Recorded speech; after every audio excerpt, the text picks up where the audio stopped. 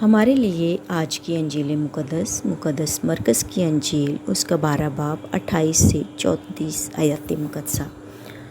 اور فقیوں میں سے ایک نے ان کا مباحثہ سنا اور جان کر اس نے خوب جواب دیا اور پاس آ کر اس سے پوچھا کہ سب سے پہلا حکم کون سا ہے؟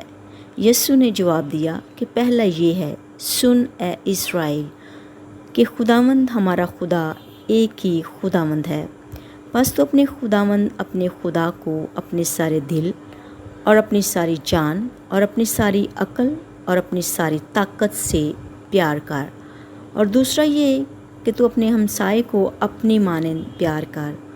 ان میں سے بڑا اور کوئی حکم نہیں۔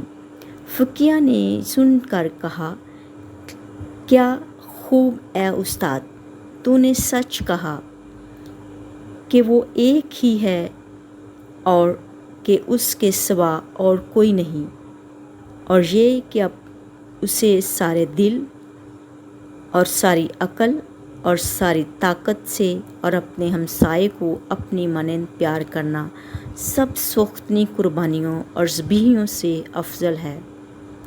اور جب یسوع نے دیکھا کہ اس نے عقل مندی سے جواب دیا تو اس سے کہا کہ تو خداوند کی بادشاہی سے دور نہیں، اور بعد اس کے کسی نے اس سے سوال کرنے کی جرات نہ کی۔ انجیل مقدس کے وسیلے سے ہم سب کی تمام خطائیں معاف کی جائیں۔ اے مسیح تیری ستائش ہو۔ باپ اور بیٹے اور روح القدس کے نام میں آمین۔ مسیح یسوع میں میرے عزیز بھائیوں اور بہنوں اور پیارے بچوں، آپ سب کو کراچی پاکستان سے شوکت بھٹی کا سلام و پیار پہنچے۔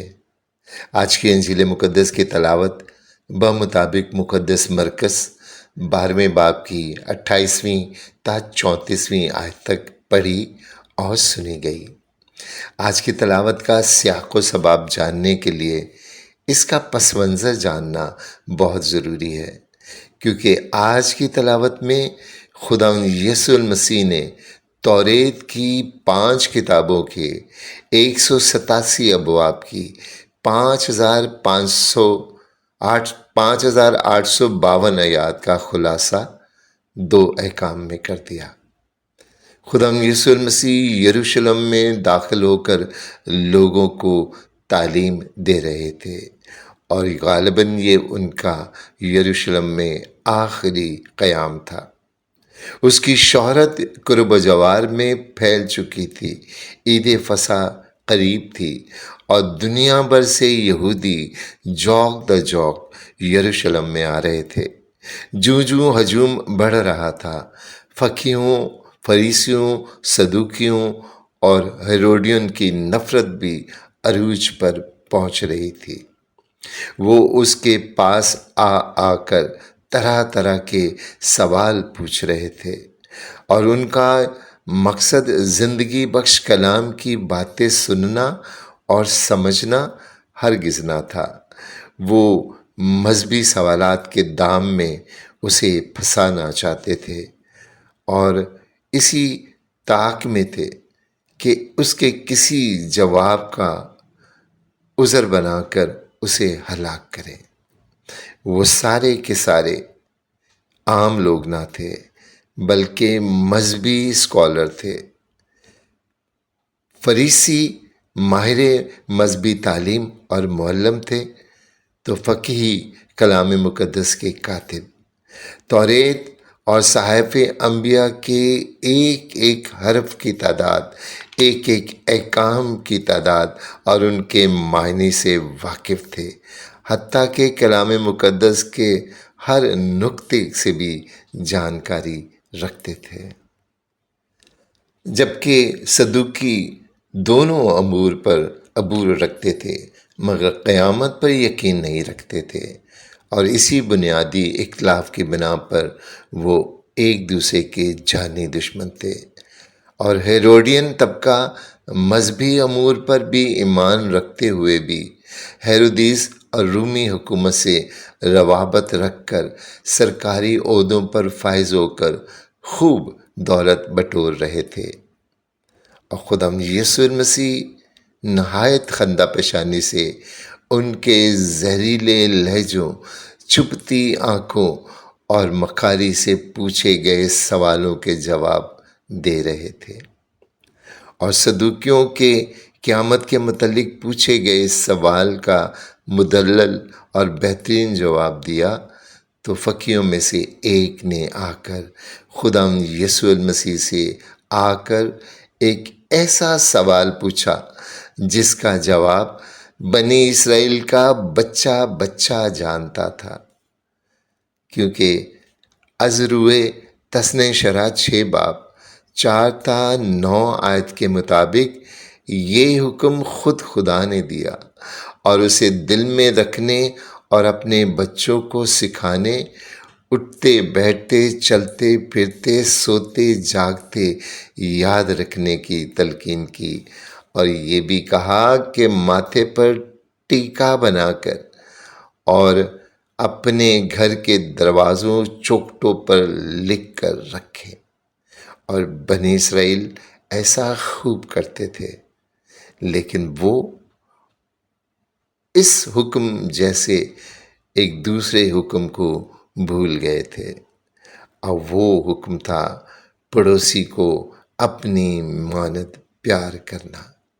وہ بھول گئے تھے کہ 10 احکام 2 تختیوں پر لکھے گئے تھے۔ وہ بھول گئے تھے کہ پہلی تختی پر لکھے گئے پہلے 3 احکام خدا کے متعلق ہیں، اور دوسری تختی پر لکھے 7 احکام انسانوں کے متعلق ہیں۔ لیکن غور کیا جائے تو ہر مذہب میں بنیادی احکام یہی 2 احکام ہیں، جسے حرف عام میں احکام خدا اور احکام العباد یعنی پڑوسی اور انسان کے حقوق کہا جاتا ہے۔ میرے عزیزو، خدا کے احکام کی ادائیگی میں اگر کوتاہی ہو بھی جائے تو خدا معاف کرنے کا اختیار رکھتا ہے، کیونکہ ان احکام کا معاملہ خدا اور انسان سے براہ راست ہے۔ لیکن اگر حقوق العباد یعنی پڑوسی کے حقوق کی ادائیگی میں کوئی کوتاہی، کوئی غلطی، کوئی سہو ہو جائے تو خدا اس وقت تک معاف نہیں کرتا جب تک متاثرہ شخص معاف نہ کرے، کیونکہ بے شک خدا رحم دل اور معاف کرنے والا خدا ہے، لیکن وہ ایک منصف عظیم بھی ہے۔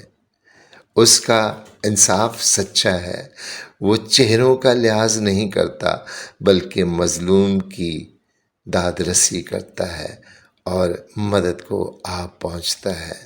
وہ آسمان و زمین، دیکھی اندیکھی دنیاؤں کا خالق اور مالک ہے۔ دنیا بھر کی خوبصورت جگہیں، کائنات کی رنگینیاں بے شک اسی کی ہیں۔ وہ جہاں چاہے رہ سکتا ہے، مگر وہ رہتا ٹوٹے دل میں ہے۔ ٹوٹا دل ہی اس کا پسندیدہ مقام ہے۔ بائبل مقدس میں بتاتی ہے کہ خدا نے انسان کو خدا سے محبت کرنے کا حکم دینے سے پہلے خود انسان سے محبت کی۔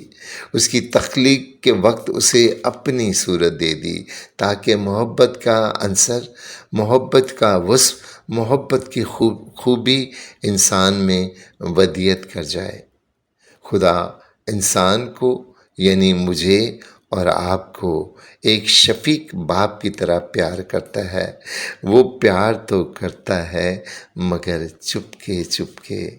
وہ میرا نام لے کر رقص کرتا ہے۔ اس نے میرا نام اپنی ہتھیلی پر کھود رکھا ہے۔ اس نے دنیا سے اس قدر پیار کیا کہ اپنے بیٹے یعنی اپنے کلمہ کو، جس کے وسیلہ سے اس نے کائنات کو خلق کیا، جو اس کی شخصیت کا ایک اہم حصہ ہے، دنیا کو عطا کر دیا، بخش دیا اور بتا دیا کہ محبت دینے کے بغیر کچھ نہیں۔ محبت میں اگر دینا نہیں تو محبت ہی نہیں۔ اور آج ایک فقیہ عالم دین اسی خدا سے پوچھ رہا ہے کہ پہلا حکم کیا ہے؟ اور خدا یسوع مسیح نے اپنے چاروں طرف نفرت بھرے دلوں کو محبت کا درس دیا اور بتا دیا کہ نفرت کے بیجوں سے اگنے والے پودوں پر محبت کے پھول، پتے اور پھل نہیں اگتے۔ نفرت آج دشمن کو ہلاک کرتی ہے تو کل اپنے ہی پیاروں کی موت کا سبب بنتی ہے۔ محبت نہ کسی سے کچھ لیتی ہے اور نہ کسی کو کچھ دیتی ہے۔ محبت پر کوئی قبضہ نہیں کر سکتا اور نہ ہی محبت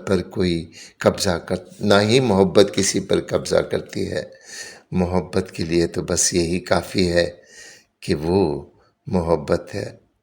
محبت کا یہ تصور کسی شاعر کا تو ہو سکتا ہے، لیکن بائبل مقدس کا نہیں۔ بائبل مقدس کا ہر لفظ محبت سے بھرا ہوا ہے۔ مقدس پولس رسول نے پہلے کرنتھیوں 13 باب میں محبت کا ترانہ لکھ کر بتا دیا کہ روح القدس کی نعمتوں سے افضل محبت ہے۔ محبت صابر ہے اور ملائم ہے۔ محبت حسد نہیں کرتی، شیخی نہیں مارتی، نازیبا کام نہیں کرتی، غصہ ور نہیں ہوتی، بدگمانی نہیں کرتی، ناراضی سے خوش نہیں ہوتی بلکہ راستی سے خوش ہوتی ہے، سب کچھ ڈھانپ دیتی ہے، سب باتوں کی امید رکھتی ہے اور کبھی جاتی نہیں رہتی۔ ایمان، امید اور محبت تینوں قائم تو ہیں، مگر ان میں افضل محبت ہے۔ سوال یہ پیدا ہوتا ہے کہ یہ محبت آتی کہاں سے ہے اور اس کا ماخذ کون ہے؟ کہاں سے ہم اس محبت کے جذبے کو پا سکتے ہیں؟ یہ اور ایسے بے شمار سوالوں کا جواب بس ایک ہی ہے، اور وہ ہے خداوند یسوع المسیح، جس نے محبت کا وہ درس سکھایا جو کسی اور مذہب نے نہ سکھا سکا۔ اس نے اپنے دشمنوں سے بھی پیار کرنا کہا تو پھر صلیب پر دشمنوں کو معاف کر کے ان کے لیے دعائے خیر چاہی اور سکھا دیا کہ دشمنوں سے پیار ایسے کرتے ہیں۔ جب تک ہم خدا یسوع مسیح کو، جو محبت کا دریا بلکہ مہا سمندر ہے، اس سے اپنا رشتہ نہ جوڑیں، اپنے آپ کو اس کے قدموں میں نہ جھکائیں، محبت سے بھر نہیں سکتے۔ میرے عزیزو، آپ کی زندگی، آپ کا رہن سہن اس بات کا گواہ ہے کہ آپ شیطان سے جڑے ہیں یا خدا سے۔ شیطان سے جڑنے سے آپ میں حسد، نفرت، بدلہ، قتل و غارت، گراؤ جلاؤ، لوٹ مار، بے چینی، بے سکونی، بے راہ روی اور خون ریزی جیسے جذبے پیدا ہوتے ہیں، اور ایک دن آپ کی تباہی کا سبب بنیں گے۔ جبکہ خداوند یسوع مسیح سے جڑے رہنے سے امن، صلح، سلامتی اور ابدی زندگی، ابدی راحت ملتی ہے۔ اس لیے محبت کے ماخذ کے پاس آئیں، یسوع کے پاس آئیں۔ خدا ہم سب کو برکت دے، آمین۔